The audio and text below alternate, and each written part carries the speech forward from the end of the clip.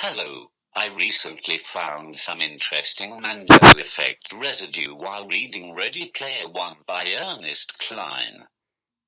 Here is a page from the book on Google. On page 229, the narrator mentions several popular cereals, among them Froot Loops, Honeycombs, Lucky Charms, and Frosted Flakes. Notice how the names of most of these cereals are spelled correctly, including a cereal named Quisp, which I had never heard of before. Now, take a close look at Froot Loops and Honeycombs. Notice anything different? According to this reality, Froot Loops and Honeycombs are spelled incorrectly.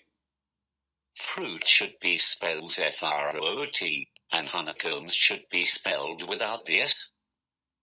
Don't you think it's odd that a novel that prides itself on pop culture references would make these two mistakes? We are talking about a book written for the sci-fi and gaming crowd, which is one of the most scrutinizing audiences of all time. If you don't have your facts right, they will nail you. And here are two glaring errors back to back. Ready for something more interesting? Here is the Ready Player One allusions and cultural references page on shmoop.com. If you scroll down the page, you will see that the site claims that the book made a reference to Froot Loops with the correct spelling of this reality. Do you find this discrepancy odd? Also of note is honeycombs, since you can see that it is spelled the way I remember. Honeycomb seems to be a relatively recent change, so this may explain the instances of honeycombs here. Interesting, don't you think? Returning to Ready Player One, you will see that book also talks about the cereal Cap'n Crunch. Many Mandela Effect sufferers remember the cereal as Captain Crunch, so it's interesting that this is only Mandela Effect affected cereal the book seems to be spelling correctly for this reality. Cap'n Crunch plays a larger role in the book than the other cereals, so this may be why the name changed. At any rate, as I was reading the book, the narrator mentioned John Draper, a phone hacker from the 70s. He used a Cap'n Crunch whistle to exploit the phone system, and because of this, was named after the cereal. What, then, do you suppose his peers called him? Let's check Wikipedia.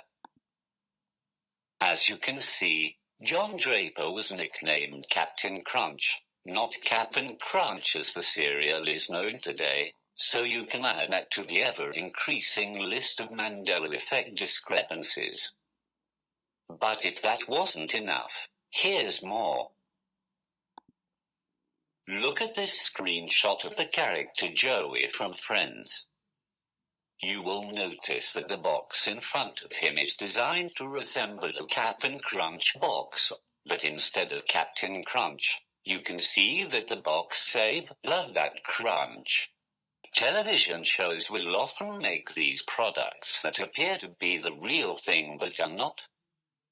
The only problem is, the box appears to resemble the Captain Crunch from the reality that I remember and not this one. Notice that the words "love that" take up about as much space as the word Captain would. This is how I remember the box, written so that Captain and Crunch take up just about the same amount of space across the top. But look at how the box appears today. Notice how the word Cap'n takes up far less space than the word Captain would. To someone who remembers the old way, the visual change is unmistakable. Look again at the Friends box and decide for yourself. Thank you for watching.